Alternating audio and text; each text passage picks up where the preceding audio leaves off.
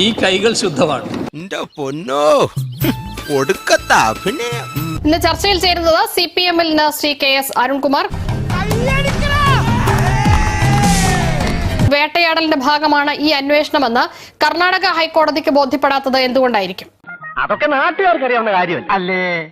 അതിന്റെ വിധിന്യായം പുറത്തു വന്ന് പരിശോധിച്ചതിന് ശേഷം അതുമായി ബന്ധപ്പെട്ടുകൊണ്ട് മറുപടി പറയാം. ശ്രീമതി വീണ എപ്പോഴെങ്കിലും നിങ്ങളോട് ആരുണ്ടെങ്കിൽ ഈ 2021 മുതൽ എന്നോട് ROC വിശദീകരണം തേടിയിട്ടുണ്ടോ എന്നുള്ള കാര്യം പറഞ്ഞിരുന്നോ? ധൈര്യമുണ്ടെങ്കിൽ അല്ലെങ്കിൽ അവരുടെ പിതാവായ മുഖ്യമന്ത്രിയെങ്കിലും പറഞ്ഞിരുന്നോ ഈ ചർച്ചയ്ക്ക് വരുന്ന ആളുകളോട്? എന്താടാ നിന്റെ നാറിറങ്ങിപ്പോയോ? ഇതൊരു വലിയ പൊല്ലാപ്പായല്ലോ എന്റെ ചേട്ടാ. ഞാനൊന്നും അറിഞ്ഞിട്ട് പോലുമില്ല. അതൊക്കെ ഈ പത്രക്കാരും പോലീസുകാരും കൂടെ കെട്ടിച്ചമച്ചതല്ലേ? എല്ലാ രേഖകളും കൃത്യമായി തന്നെ കൊടുത്തിട്ടുണ്ടെങ്കിൽ അത് ഹൈക്കോടതിക്കെങ്കിലും ബോധ്യം വരേണ്ടതല്ലേ? പാർട്ടിക്കാർ അവർക്ക് വേണ്ടി ടെലിവിഷൻ ചർച്ചകളടക്കം ന്യായീകരണത്തിന് വരുന്നതെന്നാണോ താങ്കൾ ഈ പറയുന്നത്? നമ്മളെ വിളിച്ചു വരുന്നു, കൂടുന്നു, പോകുന്നു, അത്രേ ഉള്ളൂ. നിങ്ങൾ എന്തിനാണ് പേടിക്കുന്നത്? അതാണ് ഏറ്റവും പ്രധാനപ്പെട്ട ചോദ്യം ശ്രീ അരുൺകുമാർ. കഴുത്ത് വരെ പെരുമ്പാമ്പ് വിഴുങ്ങി അവന്റെ തലയിൽ ഹാന ചവിട്ടിന്ന് പറഞ്ഞ പോലെ. താങ്കൾ ഇടപെടല്ലേ? മറ്റുള്ളവർ ചോദിച്ചപ്പോൾ മറ്റുള്ളവർ പറഞ്ഞപ്പോഴൊന്നും ഒരു ഇടപെടലില്ല. മീറ്റിംഗ് വിളിച്ചു കൂട്ടിയപ്പോ ഞാൻ കരുതി എന്റെ കണക്കെല്ലാം എഴുതി തള്ളാനായിരിക്കുന്നു. അത് എനിക്കിട്ട് തള്ളാനാണെന്ന് ഇപ്പോഴല്ലേ മനസ്സിലായത്. പാർട്ടിയിൽ പറയേണ്ടാത്ത, പാർട്ടിക്കാരോട് ഒരു കാര്യവും പറയാത്ത ഒരാൾക്ക് വേണ്ടി അല്ലെങ്കിൽ ചില വ്യക്തികൾക്ക് വേണ്ടി എന്തിനാണ് പാർട്ടി ന്യായീകരിക്കാൻ ഇറങ്ങുന്നത്? അവര് ജർമ്മൻകാരല്ലേ, നമ്മൾ ഇന്ത്യക്കാർക്ക് ഇതൊന്നും അറിയില്ലല്ലോ. ഞങ്ങൾ അങ്ങനെ മുഖ്യമന്ത്രിയോട് ചോദിച്ചിട്ടല്ലല്ലോ ചർച്ചയ്ക്ക് വരുന്നത്. SIയുടെ ഗമയല്ലേ. ഇപ്പൊ ഞാനുമായിട്ട് അത്ര രസത്തിലല്ല.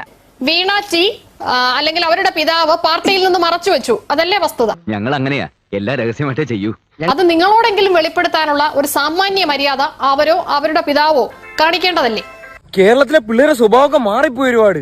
പാർട്ടിയുടെ ഏത് ഘടകമാണ് ഈ വീണ വിജയന്റെ കമ്പനിയുമായി ബന്ധപ്പെട്ട രേഖകൾ പരിശോധിച്ചത്?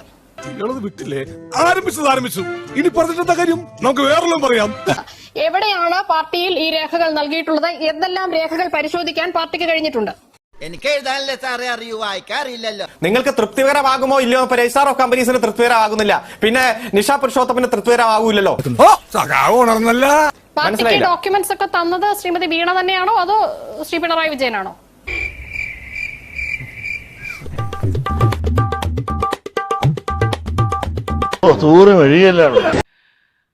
വല്ലാത്ത തലവേദന, ഞാനൊന്ന് കിടക്കട്ടെ.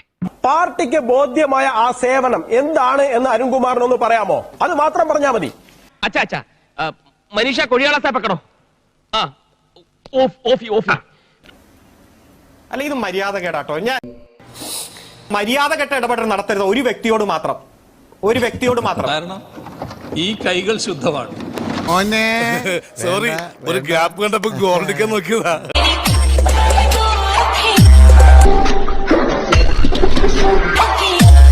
മര്യാദ കെട്ട ഇടപെടൽ നടത്തരുത് ഒരു വ്യക്തിയോട് മാത്രം.